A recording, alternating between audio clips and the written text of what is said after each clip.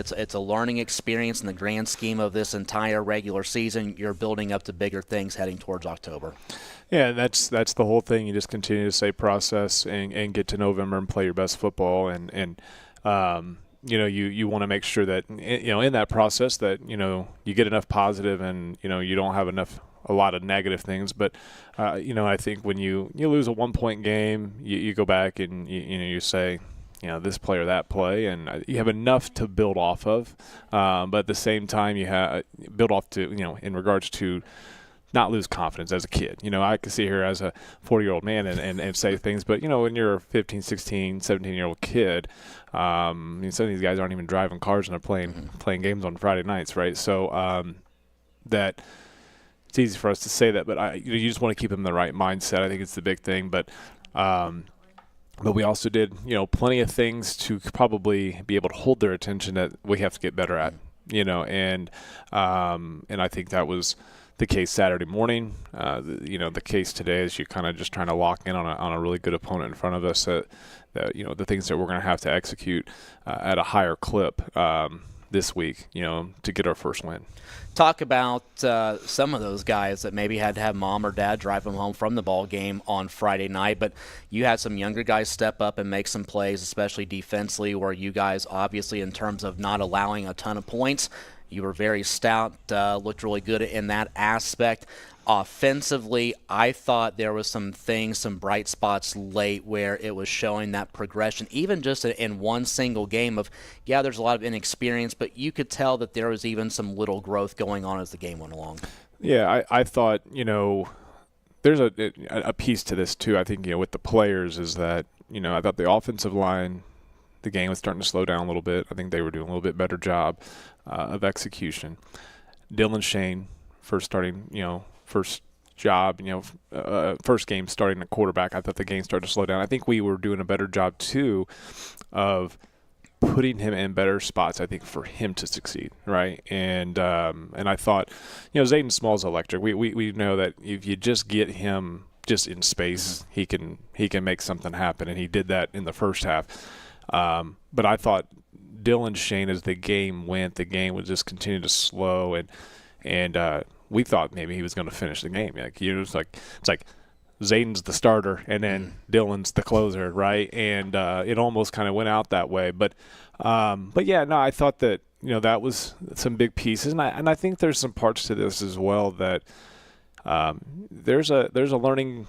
I don't say learning curve or just a feel like we as a staff have to get with these guys. This is a different team than 2024, right? And there's different guys on our staff that are trying to get a feel too of their roles, of calling a game, and just there's kind of that piece even within us as a staff of just seeing things and communicating it and then relaying it to the kids. So it's all part of the process, not just for the guys on the field, but even us on the side and all that. So overall, I did think the offense looked a little bit better. I think that we started to get maybe a little bit better of an identity of what this group, I think, is capable of doing. But we still got a long way to go. But I agree with you that there was plenty of bright spots down the stretch. I like that you brought up, it's a team effort, not just of the X's and O's on the field, what the players can do and produce. It's a coaching staff thing as well. I'll go back to what Coach Miners talked about with me last week where, we were talking about all the success that they have had. You can't be comparing one successful team to the next. Each team is going to have a new identity. Certainly you guys are in a spot you can't compare to 2024. Can't even go back and really compare to 2023. This group is going to have to figure out, okay, what's going to be our bread and butter, what's going to be our MO as we approach this 2025. Exactly. And I go back to the guys that just graduated.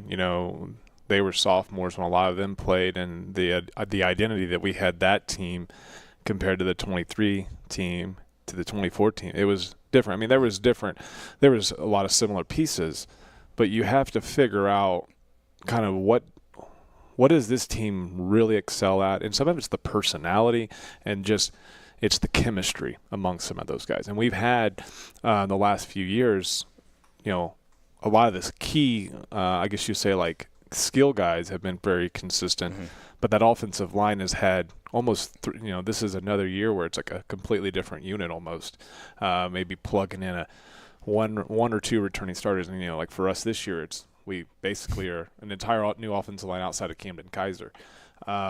So there's just these chemistry pieces that, are going to come, and we're going to figure out, like, okay, well, what is this unit really good at? What is, who are our guys that, we got to get their touches, and what are they best at? And having all that stuff married together and the chemistry of that, and us, even as a staff, like going back to earlier, just basically relaying that and getting it and putting them in the right position consistently to excel and succeed. And again, offense, I see it. It just takes it just takes a little bit longer. Defensively, I feel like they're always ahead of the offense, at this time of year. And so hopefully, we can hold teams to 9 points, not 11, or 10 points, all year. If we do that, I think we're going to win a lot of games, but it's going to get more and more difficult, obviously, as we get going, I think, defensively, because the offenses will start to catch up. Talking with Batesville head football coach Evan Allray's part of Coach's Corner, delivered by Ison's Family Pizza.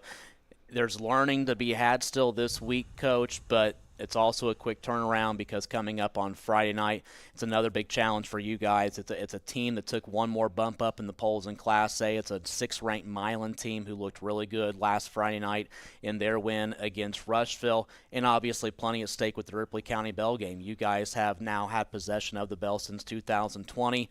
5 straight wins, but looking back last night doing my research, 4 of those by 9 points or less. No pun intended. This series is a dogfight. Yeah, it is. And, I mean, every game it's been close. I think probably I've been here, this will be of the 9, most of them have been, single-digit games. I think one of our wins, was lopsided. And it just, I think we were really good, and maybe they were we just caught them at the right time of the year. But usually it's, like what you said, it's a dogfight. It's not easy to win down a Milan. And obviously, they always come in here and play us tough. I mean, it is absolutely one of these games that it's exciting. I think it's exciting for the fans.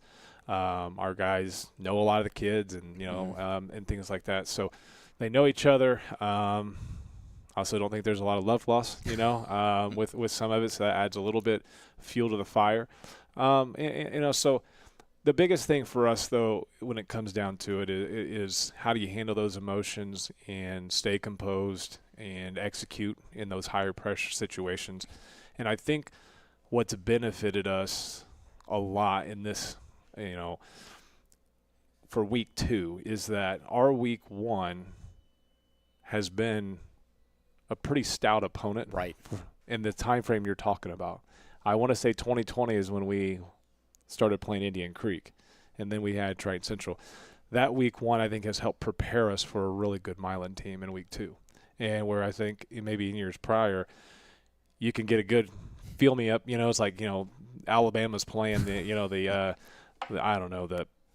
Chattanoogas of the world, and then it's like then you roll into SEC play. And I know Milan's not in the EIAC, but they'd compete pretty well in the EIAC if they were in it. And it's a pretty good test for us coming right out. So it's like we don't get that. And I keep saying, like, we don't get the false reality anymore. Like, our schedule from start to finish, you got your conference, and then like I said, your 2 outer conference games. There's Triton Central and Milan.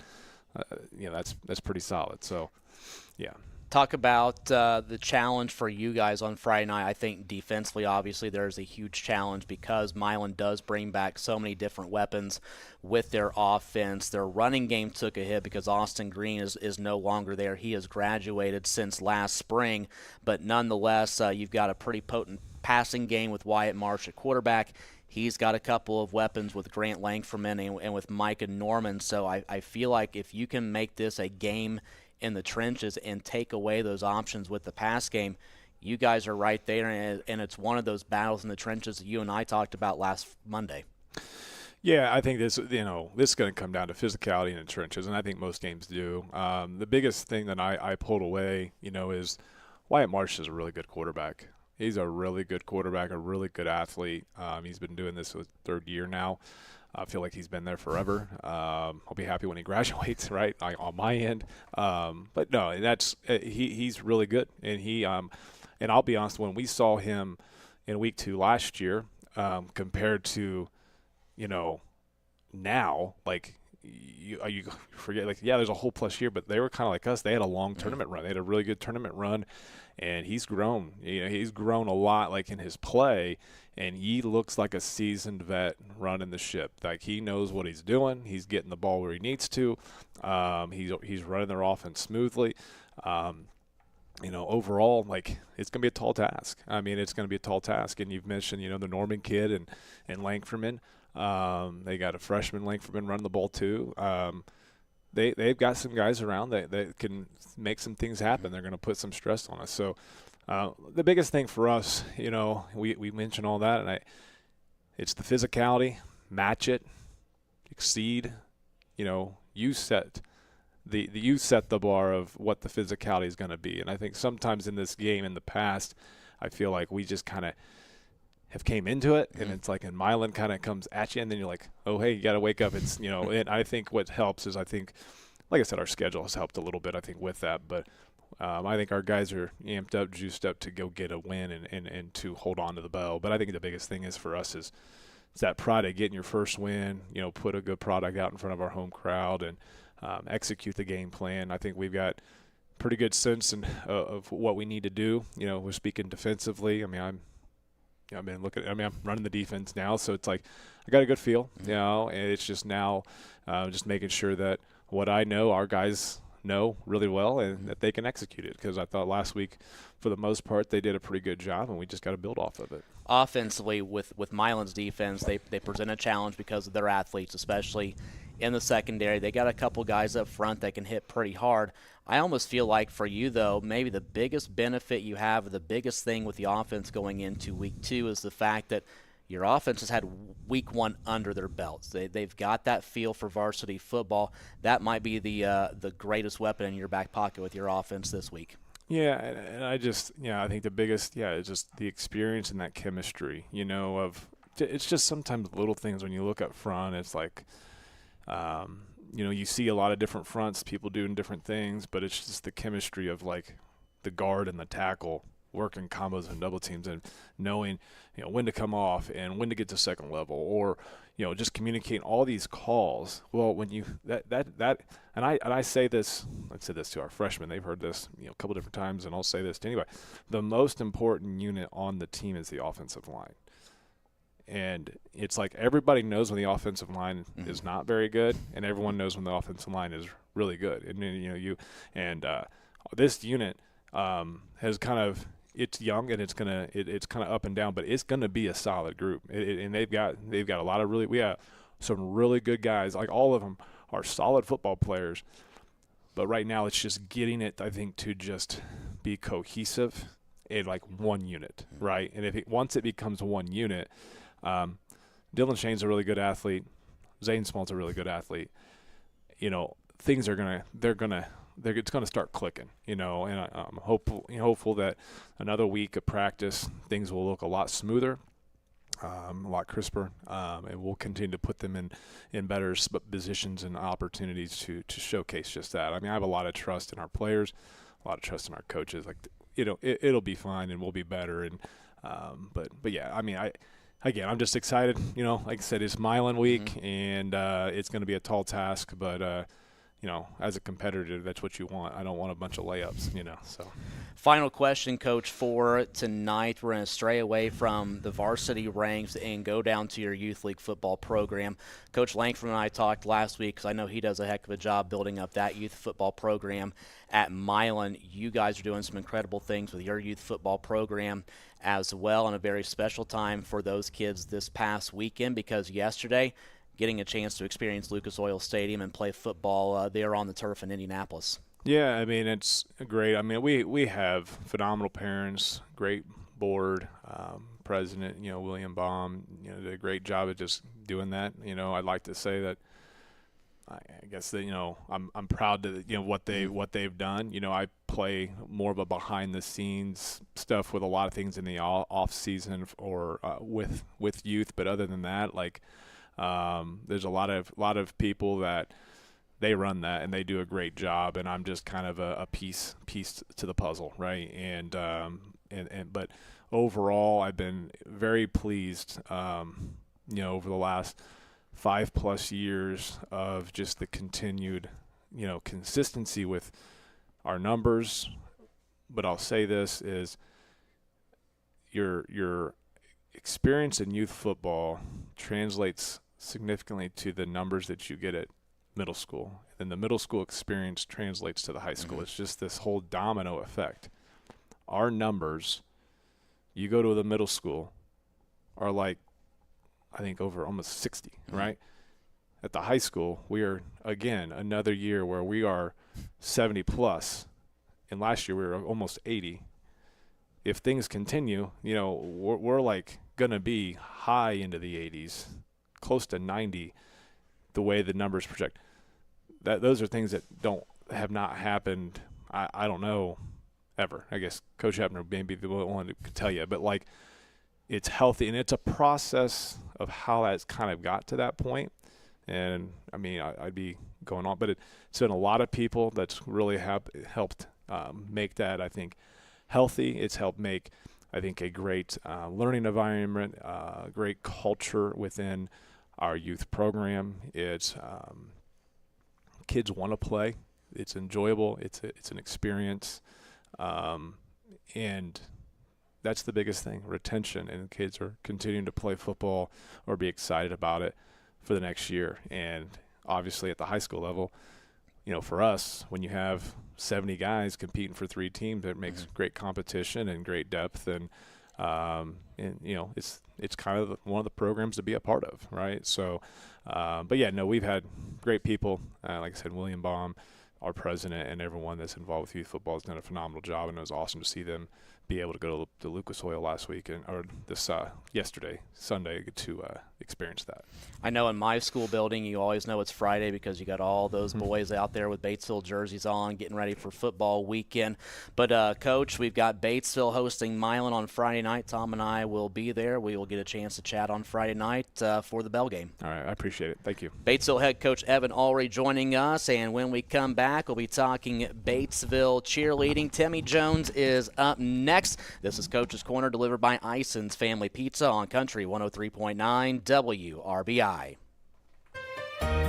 Simmer and sear with confidence using a Maytag freestanding electric range with 5 elements, including a 9-inch and 6-inch dual-choice element, variable broil, and warming center.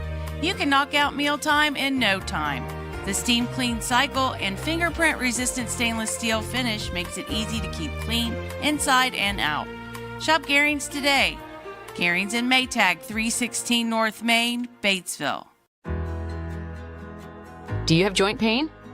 Joint pain doesn't have to be a part of aging. Adults with knee, hip, or shoulder pain can register now to get a free x-ray and attend a free screening and education program at Decatur County Memorial Hospital. Learn from orthopedic surgeons about non-surgical and surgical treatments that provide relief. To register, call 812-663-1279 or visit dcmh.net/events today. Back to more Coach's Corner with Rob LaFerry, delivered by Ison's Family Pizza on 103.9 FM. Streaming audio on the WRBI app and with video on our Facebook page and at WRBI-TV.com. Rob LaFerry back with you here inside Coach's Corner on this Monday night, delivered by Ison's Family Pizza. Just heard from Batesville head football coach Evan Ulrey. We will have Batesville playing host to Milan on Friday night for you here on WRBI 640 airtime. Tom Snape and I on the call with a 7 o'clock kickoff. And Burr, it's cold in here. There must be a cheer coach in the atmosphere. Batesville High School varsity cheerleading coach Timmy Jones joining us here on Coach's Corner. And Timmy, season's underway for you guys, and plenty of school spirit to be had this past Friday night with the football game at home against Triton Central. Absolutely. Thanks for having us tonight. You're welcome. I think we were prepped. We were ready. I was pretty proud of the girls. We're pretty young, so seeing all those freshmen out there with their spirit, I think we did great all around. I got some compliments, so I consider that a win. As long as you got those compliments, Yeah. you're good to go. First off, talk about, before we get into your roster, because you mentioned the freshmen, being out there, huge crowd, huge adult crowd, stands pretty well packed. Student crowd was fantastic. I would imagine for your group, and even mentioning those younger cheerleaders, that's quite an experience. I mean, there's not a whole lot like it around here, especially on a Friday night for those newcomers to that cheerleading scene. Yes, absolutely. Thankfully, I have some older girls who have been on the cheer squad for a few years. I have my fearless senior leading the way. She does an excellent job, Haley Bushhorn, of telling the girls, the younger ones, like, hey, this is what it's going to look like. So we were trying to prep them, get them ready before the game. We ran through 100 different times, and honestly, for being young, and I know as middle school students, they only get about 1 or 2 football games a season to cheer, so that was a lot for them, but I think they handled it pretty well. Talk about your roster. You mentioned Haley, and we'll try and bring Haley in here in a little bit, but the rest of this roster, for the most part, there's a couple sophomores. There's a lot of freshmen in that group. I believe you've got 4 of them, and that's really a tribute to the fact that your middle school group was so large from a year ago. Yes, actually, for this season, we only have 2 cheerleaders, Haley, our senior, and then Abby Lewis, shout out Abby, our sophomore. Those are the only 2 that have any high school cheerleading experience. Even our senior, our other sophomore, and the freshman, they're obviously brand new to the program. So we have 2 that know what they're doing, and the rest we're learning as we go, and they're getting it, and I'm proud of them. I know, at least from a basketball standpoint, coaching, having those couple of upperclassmen to lead the way, that's big. Even Absolutely. at the middle school ranks, having an 8th grade team, it's a big help for those 7th grade kids coming in. I'm assuming cheerleading is going to be a lot of the same thing, because you've got those 1 or 2 girls that, again, can show you what to do. It's a matter of positioning, the nerves, things that you don't think about in a lot of other sports. Cheerleading, that's going to be a big thing. Yes, and we have conversations all the time with our new ones. This first year is your hardest year, but I'm telling you, once you get it that first year, you're an expert and you know what you're doing. Even my sophomore, she'll tell you, freshman year, that's so hard, but once you get past it, you're great. You know what you're doing. And I think you're okay with the fact that looking at your roster this year, big numbers increase from last year. I think, at one point I remember seeing 4 out there last year. Now we're doubled up. We're at 8. You're good and happy to see those numbers trickle back up. And I think it's just one of those things. Cheerleading's like any other sport. One year maybe numbers are going to be down. The next year they're up. You're right. It does come in waves, and the wave is getting bigger for Batesville cheerleading. Yeah, actually, we had our middle school tryouts last week. We have 10 8th graders. So I'm hoping next year, maybe we'll even increase those numbers more. That would be great. Talk about what you guys have coming up. That's one of the big parts why we wanted to bring you on tonight, is because Batesville Cheerleading does have a fundraiser coming up next week on September 4th, and it's going to be Princess Night, courtesy of the Bulldog Cheerleaders. We are super excited. I think my girls might be more excited than the little girls. So September the 4th, 5 to 7, bring your princess. Join us in the BHS Auxiliary Gym. We'll have face painting, nail painting, dancing. We'll teach some cheers. Admission at the door, $15. We ask that you escort your child around. Parents don't have to pay admission, just for your daughters. You have any questions, you can email me. It's open to anyone. You don't have to be a part of Batesville Youth Cheer, or even part of the school system. If you have a little sister, 3 years old, bring them on in. We'll take them all. And if I saw this correctly, costumes, princess dresses, they are encouraged. Absolutely, Rob. So if you want to join us, put on your best princess costume. Mine still I might be at the laundromat still getting taken care of. I might see if the wife has one. Surely she does. You have to borrow a wig as well. Exactly. That's gonna be a big part of it, because I'm looking at some of the activities you're offering.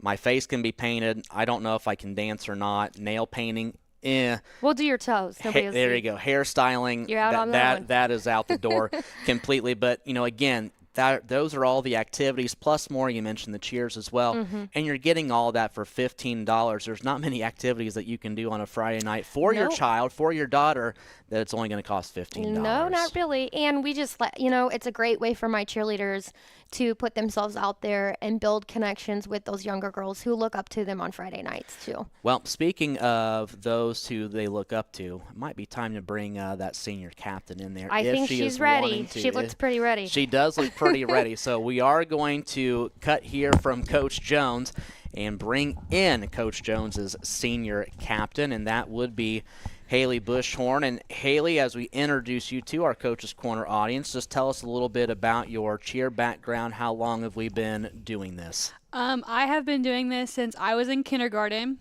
I started in kindergarten, and I've been doing it since. This is my senior year, and I'm really excited to have Coach Jones as my coach because she was actually my teacher at Milan when she was at Milan. So it's kind of nice to have a familiar face. Talk about your role as a senior captain. It's like any other sport. It is a big honor to be that senior captain. What are some of the roles as a senior captain that you choose to take on for this cheerleading squad? Some of the roles I would take on is leading stretches and calling. We had a couple freshmen call a chance, but me and Abby, we were the ones that you lead the way. Yeah, I lead You're the way. good. And just encouraging the freshmen and like the new sophomore and like the other senior that's also captain with me. I encourage them and build up their confidence for that first Friday night game. You've had a lot of time to be a cheerleader. Talk about some of those favorite memories you have, especially as a Bulldog cheerleader. There's a lot of them. Just you don't have to say there's one certain favorite. We can just at least maybe narrow it down to a couple. I would say my favorite memory is actually this year because last year we couldn't hit some of the stunts, and this year we actually hit our prep to a push-up, which is where we're here, and then we push up to a full, and we sweeped out of it, and we hit it. It was amazing. It was great. Like, I remember last year that we were at an away game and we dropped our flyer. Oh, I would probably do the same thing, and you had me lost there. I heard the push-up part. That part I can do, all that lifting and stuff like that. I'm not sure if that's up my alley or not. But talk about this season as a senior cheerleader. It's going to be your final go-around. What are some of the goals that maybe you have for this cheerleading squad as you go not throughout just the fall, but also up through the winter with basketball season too? Some of my goals are like building their confidence, and especially like when basketball season does come around, we build our confidence for our first basketball game, whether it's girls or boys, and just building the confidence and also hitting a lot of like the stunts that we tried last year. I know that Abby, she tried last year, but I would like for us to hit a lib the way Coach Jones wants us to hit it. And just hitting all of our stunts and trying new stunts and trying new stuff out. But it's definitely going to be a hard rest of football season and basketball season being my last year. But, I mean, it is what it is. I will definitely come back next year and sit on the sidelines and help the new girls. Student comes before athlete, and I'm sure for you there's plans beyond this senior year. Talk about what the future holds for you. So I actually don't know yet. And that's okay. I plan on graduating, but there is 2 careers I want to major in. I either want to be a teacher or I want to be an interpreter for the deaf, because I have been in ASL, or I had been in ASL for 3 years. I took this last year off, but it was amazing. I loved it. I actually got to talk to a deaf lady last year. My ASL teacher is one of the contacts, like if they have the deaf person come in to the ER. So she brought in a deaf lady, and I got to sign with her, and it was amazing. And shout out to Betsy Baugh. She actually told me at the end of last year that I should consider doing ASL. So I'm still debating. If I go to do education, I'm going to go to IU Columbus, and if I do interpreting, I'm going to go to Kent State. in Ohio. There you go. 2 Admiral jobs, no matter what road you decide to go down, Haley. But thank you for joining us. I'm going to have you pass that headset back to Coach Jones. And I know with that wrist all bandaged up for her, you may have to even throw that thing back on real quick, as we will go back to Batesville varsity cheer coach Timmy Jones. And just real quick before we wrap up here tonight, Timmy, just one more rundown about your fundraiser coming up next week. Yeah, absolutely. So next Thursday, September the 4th, from 5 to 7, join us in the BHS Auxiliary Gym. We'll have Princess Nights. So wear your princess costume. I know my girls are excited. They'll be in their princess costumes. Admission's $15 paid at the door. Parents do not have to pay. It is open to anybody. You do not have to be a youth cheerleader to attend. We'll have face painting, nail painting, dancing, hair braiding. Rob says he's going to join us in his princess costume. I'm going to hold him to it. So. Well, we got to make sure first that there's the possibility that me and the wife will still be up in the maternity ward. That's true. At the hospital with that getting scheduled today. But Timmy, we'll go ahead and let you go. I told you this would not be too bad at all. We made it happen together. Not too painful. Thank you for joining us, and look forward to seeing the cheerleaders out again this Friday against Milan. Thank you. We appreciate it. Batesville cheer coach Timmy Jones, along with senior captain Haley Bushhorn, will step aside, take a timeout. More from Coach's Corner from Ison's Family Pizza after this on Country 103.9 WRBI. When it comes to you and your family's health, finding a primary care provider you can trust makes all the difference. At Margaret Mary Health, our providers aren't just here for you when you're sick. They're dedicated to being your long-term partners in health. If you're looking for a medical provider to help keep your family well, give us a call or visit us online. Our primary care providers are accepting new patients in Batesville, Brookville, Osgood, and Milan. Margaret Mary Health. Generations of care. It's back. Our delicious chicken bruschetta pizza is back. Cecil here. I'm interrupting this commercial for some important news. Our operating hours are changing to better serve our customers and to better take care of our team members. We will be closing at 8 p.m. Sunday through Thursday. That's right, our new hours are Sunday through Thursday from 10:30 a.m. to 8 p.m., then Friday and Saturday 10:30 a.m. to 11 p.m. Come let us serve you. IsonsFamilyPizza.com, 812-933-0333, or 117 East George Street, downtown Batesville. In case you hadn't heard, Scripture Auto in Greensburg is now a part of Whitewater Motors. If you have an issue down the road, you can call Jamie Scripture or Dave Scripture. Try that at some of the bigger places. It's just customer service. We've been taking care of people for a decade. That's our biggest thing. We treat them like family, always have. Rest assured, Dave Scripture and myself, Jamie Scripture, are still here running the business. So that's the big thing. Visit them online at whitewatergreensburg.com.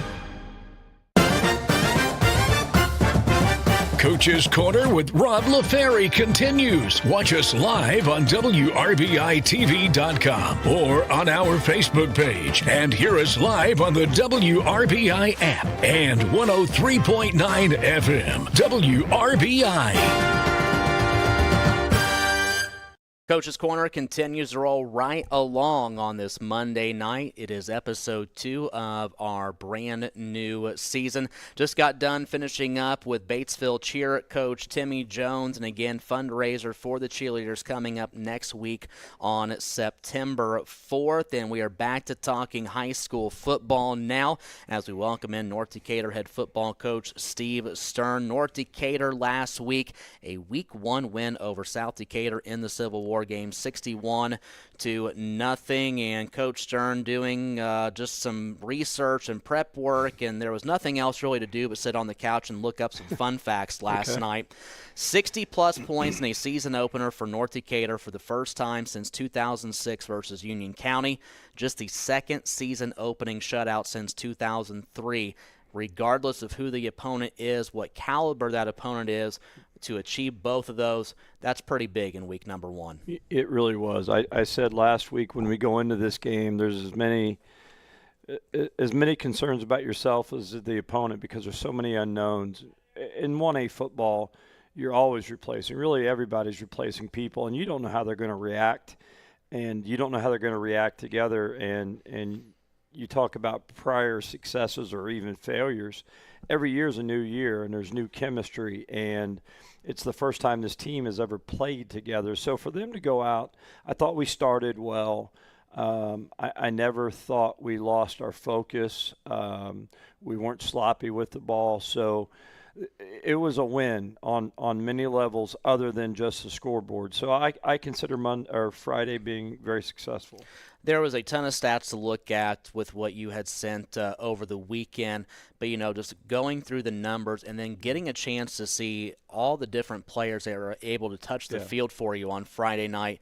Yeah, it's a great win. You're glad to have it, but I also felt like it was a good night for you guys to kind of show off not only the entire arsenal, but your younger kids as well. Yeah, I think with the varsity early, we had 6 different guys score. We had multiple receivers caught the ball.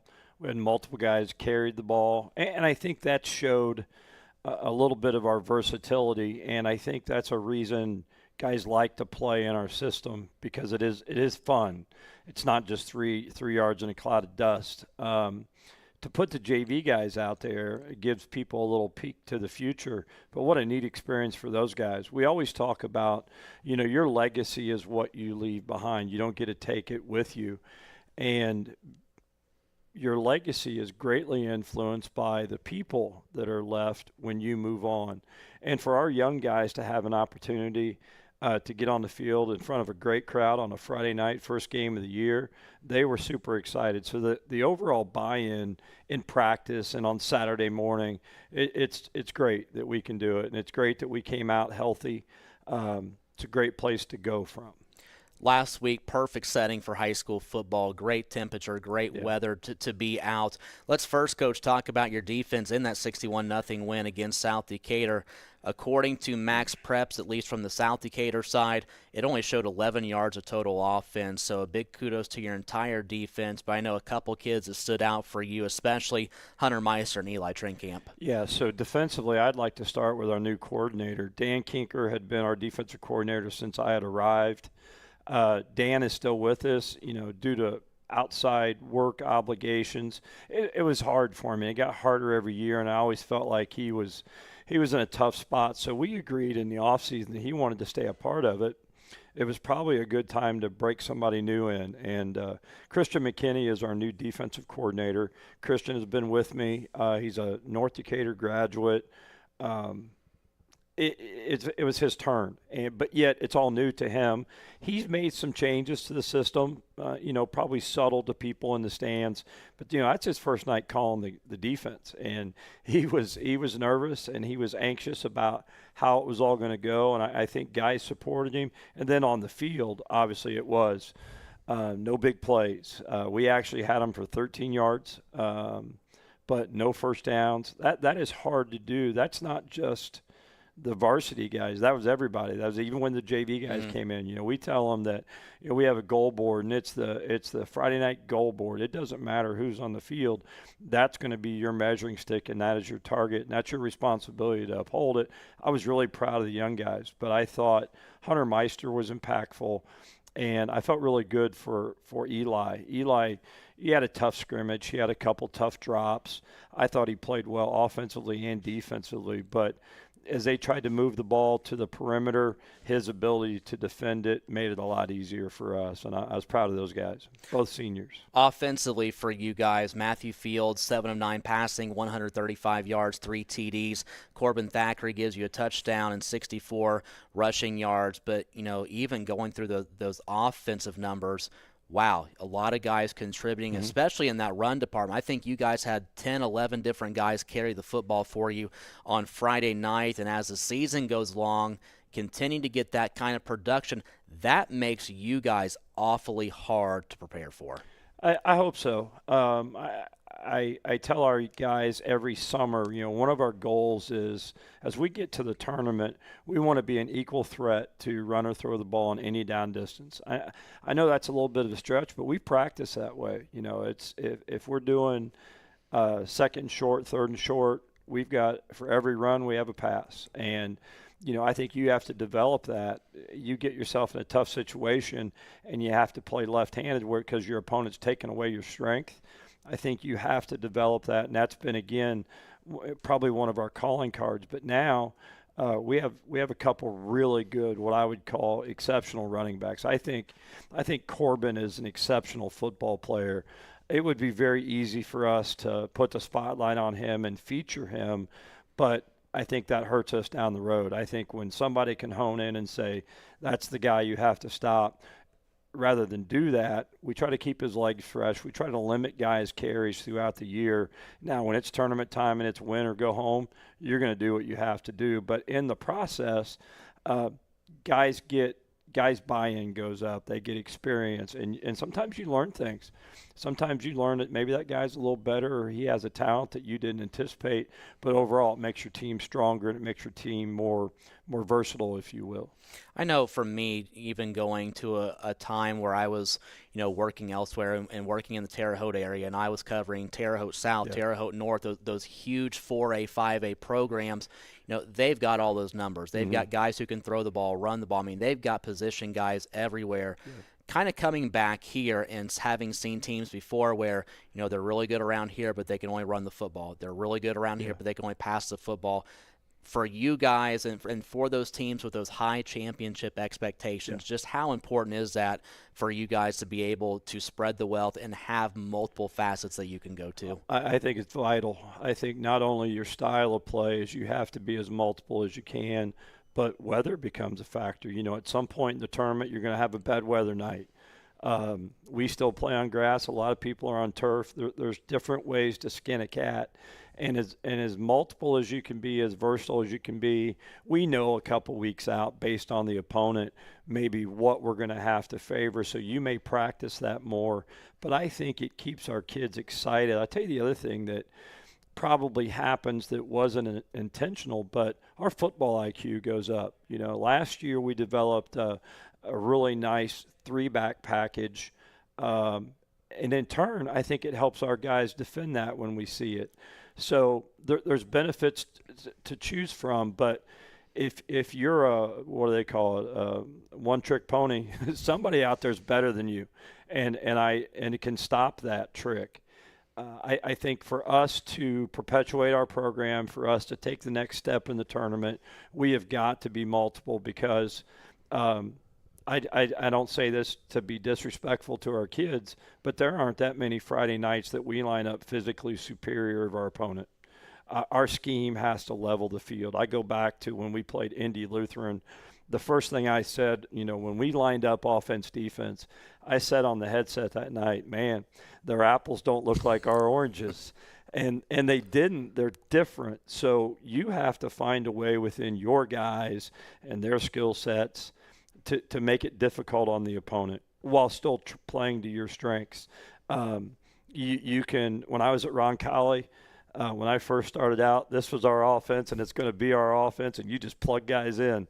Well, we don't have that option. Most small schools don't. So you always have to lean and adjust based on what they can do. And I would be remiss if I didn't say Matthew Fields is going to be something special.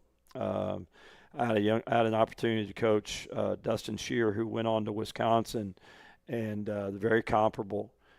His upside is very up, and I was proud of him. First start, right, home, lights are on, handled it very well, emotional. His conversations, his input on the sideline was very mature. So, that's a breath of fresh air, and that's fun. It's fun as a coach because he loves playing and he loves competing. Those guys are easy to coach. North Decatur head football coach Steve Stern joining us as a part of Coach's Corner.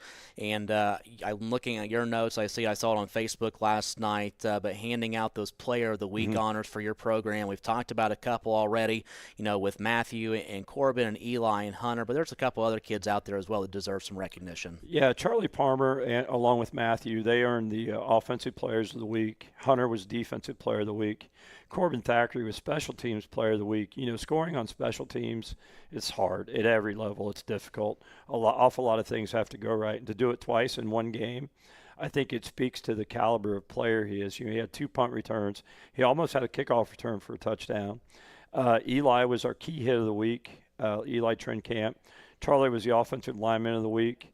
Our honorary captain this week is going to be Eli Trinkamp, and our Scout Player of the Week was Jimothy Ralston, who is a young guy who's really developed and come a long way. talk about now, Coach, this Friday night. You've got to put week one behind you. You'd love to enjoy a 61-0 win for a few more days, but it's not possible in high school football because coming up this week you're on the road, and you've got an Eastern Hancock team that I know last year delivered your only regular season loss of the year, and I'm sure for your kids coming back from that team a year ago, there's a bit of a bitter taste to get out of the mouth this week. There is. Not only did they hand it to us, they aggressively handed it to us. It was we did some self-inflicted things, but it was all because of them. And what we got now is we have a new head coach. We have a new philosophy, if you will, new approach. It's interesting that there's some old coaches that used to be there who have stayed around the school or the community who have now come back out in various roles. But offensively, I don't know, and this, again, it's not disrespectful to anyone else, but they're as talented as anybody we're going to see. They have a 4-year starter at quarterback who's as good a runner as he is a thrower, and he's a great competitor and leader, which is the head of the snake. And you've got a running back that is equally talented, very, very physical. Those guys have only gotten better. And what you don't realize is how good they are on the line of scrimmage, both offensively and defensively. The big change is going to be defensively. They have gone to a 3-3 stack, very aggressive, going to bring a lot of people, going to bring the old philosophy, we're going to bring more than you can block and see how you handle that.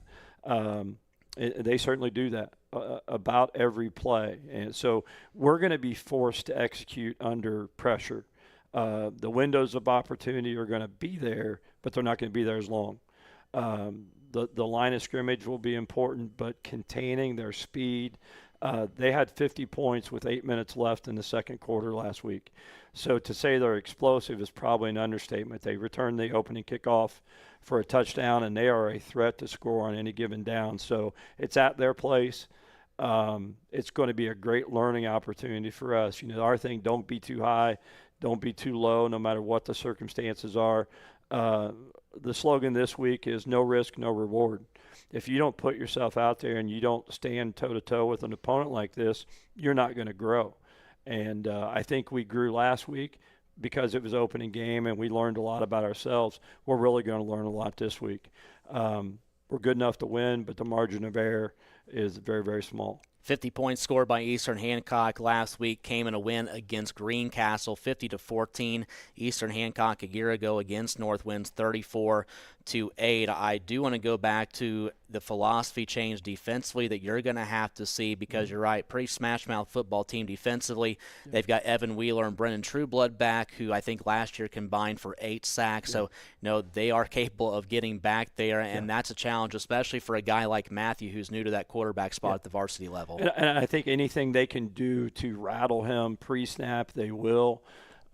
We need to get the ball out of his hands quick. We need to support him with a solid run game. Run game's not going to come in big chunks. We talked at length about going into this game, our offense has got to complement our defense. We can't leave our defense out there for long periods. We need to shorten the game in terms of having long possessions, win time of possession, flip the field. But I don't know if that really matters to them. We just need to keep the ball out of their hands, and we need to find our way to the end zone. So by doing that offensively, we're going to help our defense tremendously. You don't stop somebody like this. It's not going to be a shutout. You're just trying to win the game, and the old golden rule is you only got to win by 1. Philosophy change-wise, defensively, there's a big change. Offensively, the quarterback is back in Elijah Eden, which you had already alluded to. Mark Cuba is back at running back, and they've got most of that wide receiver group back from last year too. Philosophy, has it changed much offensively for them, or are you able to go back to that game a year ago and still pick apart a few things? I think you pick apart a few things. The philosophy hasn't changed. They've just gotten better at it. They're a no-huddle team. They called it the line of scrimmage. I think the coaching staff has given the quarterback a lot of reign, you know, where they make a suggestion, but it's his decision. And the big change I see is his willingness and ability to run the football is better than it was a year ago. You know, last year he would scramble, he could throw, and you had Cuba as the running back. Well, now you've got quarterback and running back running opposite directions, and you better figure out real fast who has the ball. And that's often. And you become too run conscious. He can throw it over your head. He's got really good deep threats. He's got a couple guys we'd have a hard time running with on the field. So, again, hands full. We have to do some of the little things, some of the hidden yardage. We have to win special teams because it's going to be tough on the other sides. So we've got to find a way on special teams to make sure that we start by winning that third of the game. Eastern Hancock playing host to North Decatur this Friday night, 7 o'clock kickoff. Coach, final question tonight. I talked with Coach Ulrey about this during his segment tonight. We were talking about the youth football program at Batesville. How does that look at Decatur County? I feel like no matter where you go, whether it's Batesville, Decatur County, you go to Milan, that the interest for youth football just continues to rise in this area. You know, the big mantra back in the day used to be that this is basketball territory, and obviously it's still a big deal, but, you know, football is starting to take that step up the ladder right with them. I think there's no question, and I've talked about, you go back to when the Indianapolis Colts came, Peyton Manning comes, it was a perfect storm. Football in Indiana became more important, and certainly the Colts and Jim Irsay's contribution financially and so forth helped that.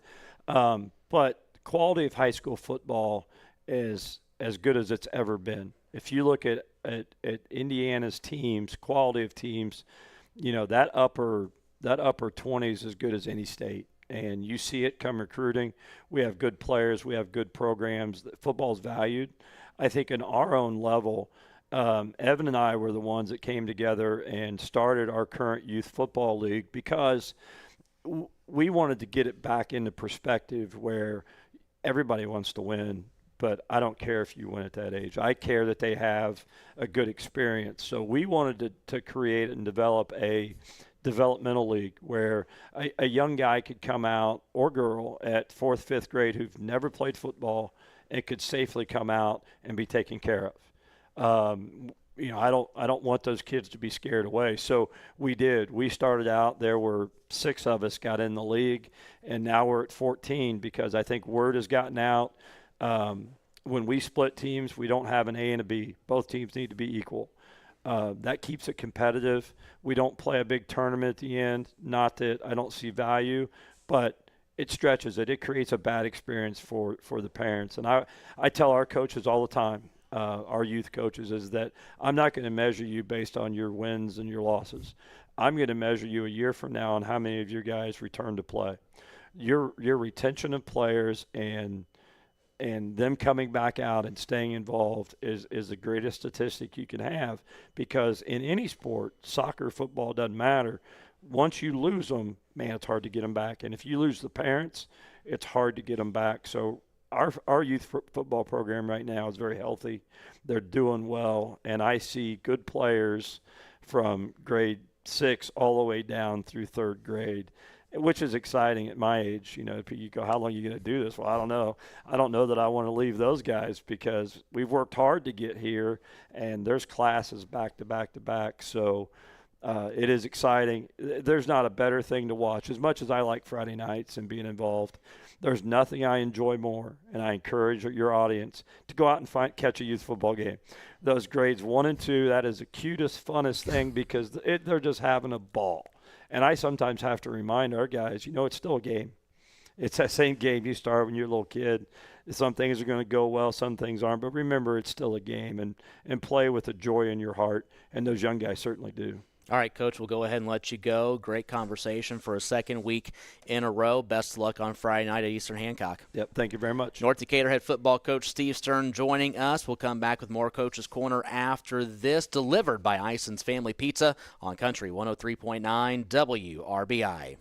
You only have one smile. Make yours the best it can be with Batesville Dental. For over 40 years, Batesville Dental's provided the latest technology in their state-of-the-art facility. They strive to make your visit a pleasure. Doctors Broughton, Liedermeyer, and Roberts and their staff offer preventative care, Invisalign, implants, extractions, and cleanings to keep your mouth healthy and your smile beautiful. Batesville Dental, 391 Northside Drive, Batesville. You only have one smile. Make yours the best it can be. Batesville Dental. We don't sell you cars, we help you buy them. Fleetwood Chevrolet at 950 North Michigan Avenue in Greensburg invites you to visit them. They're here to help you with your next new or pre-owned vehicle purchase, as well as all your service and parts needs. They're the home of Greensburg's only drive-in service lane and free oil changes for life with the purchase of a new vehicle. Give them an opportunity to earn your business at Fleetwood Chevrolet. We don't sell you cars, we help you buy them. When looking for the highest standard of HVAC service and care, turn to Hurt & Elko, your local Lennox Premier dealer. Hurt & Elko and their Premier dealer status means you're certain to be working with a company who has the highest level of training, professionalism, and customer satisfaction. For a limited time, they're offering up to $1,900 in rebates on a brand new Lennox system or finance with low monthly payments. Call Hurt & Elko today at 812-934-4646 or visit them online at hurt-elko.com to learn more. Conditions apply. See dealer for details. This is Coach's Corner with Rob LaFerry, brought to you by Ison's Family Pizza. Catch every moment on 103.9 FM, streaming on the WRBI app with video on our Facebook page and WRBI-TV.com. Back inside Coach's Corner, and we are here at the historic Raver Corner and off air. North Decatur head football coach Steve Stern put it so well. It is good to be back in the Raver Corner. By the way, North Decatur, as we wrap up that segment, up to number 3 in the Class A poll released by the Indiana Football Coaches Association. Milan is also up to 6 in the same poll.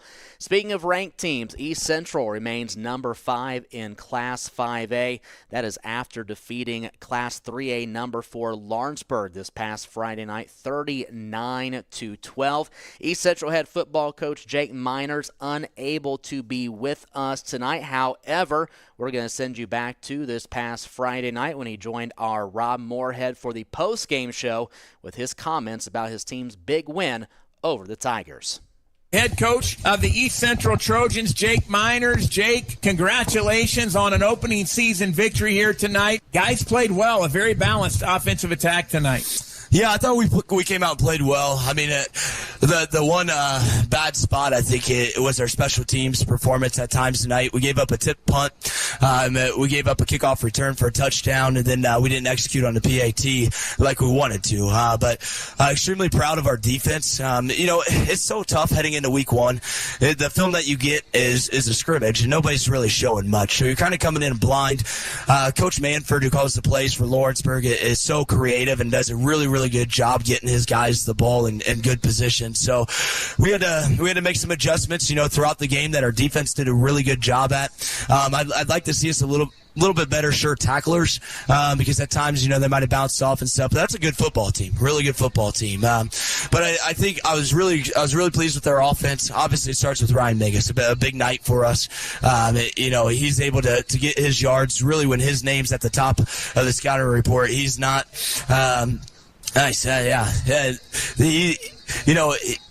Lawrenceburg knew that we were going to try to get him to football. And so for us, we talk about changing his launch point, getting him the ball in a variety of different ways to get him his touches and put him in favorable spots. But I think you could also see how efficient our passing game can be. And even our incompletions tonight, the ball's right there with an opportunity to catch the ball. And that's what we expect out of Nolan Maple coming back for his second year. But this is a tough environment to walk into. It's a really tough environment. They're friends with a bunch of the Lawrenceburg players, and I was so happy to see Aaron Mayer get a touchdown tonight. That's really cool. He's been working his tail off for 4 years, and for a senior to finally break through and get his touchdown tonight, that was awesome to see. But our O-line blocked their tail off. They're providing us protection. Lawrenceburg was giving us some really tough looks to run into with 8 guys in the box and how hard that they play. So we're not chunking them every single play, but we're getting those 3, 4, 5 yards and starting to wear on them a little bit. And so just extremely pleased from our execution standpoint on the offense side. On the defensive side of the ball, we have to clean up, the penalties. That's kind of a week one thing every year that we seem to have. So we got to clean up some of that stuff. We got to clean up some of the special teams. But overall, to be able to come into this environment, and perform the way we did, extremely pleased. Well, Coach, you covered a lot of ground there, and I appreciate that. Sorry, Rob. No, it's all good. But I mean, I'm impressed. You want to talk about balanced offense? 230 yards through the air, 227 yards on the ground. I mean, that's as balanced as it could get. I was extremely impressed with Nolan Maple tonight. How much stronger he's gotten. How well he threw the football, and Ryan Mingus, I expected to be impressed with. Nolan Maple opened my eyes tonight, and I think people are going to have to be on the lookout for the Trojan passing game with that talented group of wide receivers you talked about. Yeah, for sure. Rob, I can't tell you the last time we had more passing yards than rushing yards. I mean, I just can't. I can't tell you when that's been. But, we have 4 senior wide receivers who have been together for a really long time, and that's very rare because most of the time those guys will get pulled to other positions. They'll get pulled to the defense side of the ball, maybe play DB. But those guys have stuck together as a unit. And those guys, they come to practice every day, work their tail off. They knew last year at times we might have only been throwing the ball 6-7 times in a game, which is something this offseason we talked about. We want to be able to throw the football and let those guys go to work out in space. And, Trevor Perkins, I'll add him, another senior weapon that we've been blessed with at tight end, him being able to be there in the blocking game, but as well come out of the backfield and catch the ball as well. He can be an explosive player for us. So a really, really good group. We have Parker Wegman, who made the last catch of the game here. Really a sophomore that, quite honestly, in any other year, he's probably in the varsity lineup. But he's behind some guys, but he's a special talent that's going to continue to come along. Noah Long, I thought, when he started cramping up a little bit after, late in the first half. So we kind of took him off offense and just let him play defense at that point. But he's another weapon that presented himself. And so, I haven't even talked about Colton Bellman. He didn't have a whole lot of touches tonight, but when Trevor was cramping, he was able to come in and play that H-back tight end for us and perform at a really high level. So extremely, extremely pleased. Nolan Maple, I made the comment over the headsets. I don't know if I've ever seen him throw the ball better. I don't know if I've ever seen him have full command of our offense, being able to sit in the pocket, escape the pocket when it's not there, keep his eyes downfield, and be able to deliver the football. I prefer him not to take as many shots. He did take a few hits tonight. You're exactly right. We're going to talk about that. But I know that he has a lot of stones, and he really wants to sell out for his brother, so he's going to give it everything he's got. Well, it was a good performance tonight. It looks like, from our perspective, no major injuries tonight. You came out of it pretty healthy? Yeah, we had cramping issues, which you never want to experience. We're conditioning, we do all this stuff, but you cannot simulate a Friday night when you're having to play. And very humid tonight, reps. too. Yep. So, we got to get beyond that, but no major injuries tonight. Hopefully we drink some electrolytes next week and we don't have so many cramping issues. Talk about the home opener next week with the Harrison Wildcats. Always a big rivalry.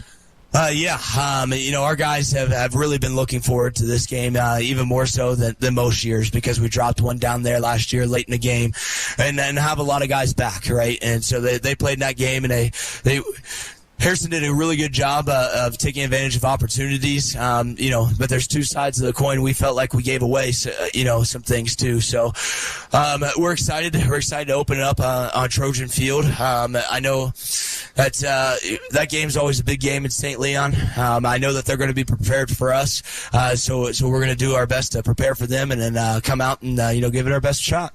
Well, Dr. Jackson told me I needed to get there about 4:30 to get a parking place out there with the construction going on. So we'll be out there early, Coach. We're looking forward to it. Again, always thank you for your time. You're so generous with your time with us. Congrats on the win, and we'll see you next week for the Border War. Thank you. Always appreciate you guys. Appreciate it. That's Coach Jake Miners. East Central gets a victory tonight, going to 1-0 on the season, and we are excited to see them get ready to play in the Border War next week.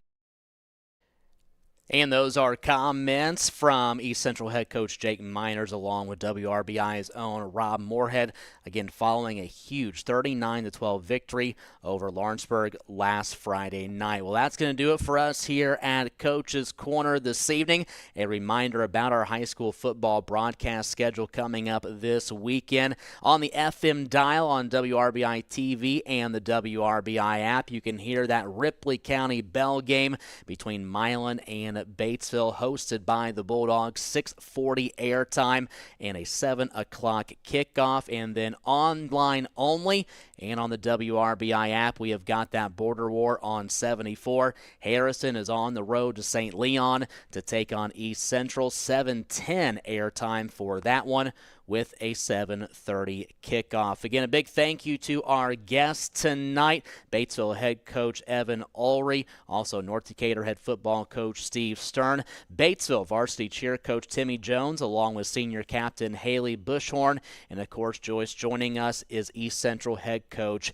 Jake Miners. We have no Coach's Corner for you next Monday night because of the Labor Day holiday. We come back on September 8th, beginning at 6 o'clock. So on behalf of our guests tonight, our entire WRBI crew, and the fine folks here at Ison's Family Pizza who have allowed us to serve up another episode for you this week, I'm Rob LaFerry saying so long. We'll huddle up together again on Coach's Corner here on Country 103.9 WRBI. And welcome back to Coach's Corner as we get set for the high school football season here this week. And we continue to roll on with our show and joined by a guy.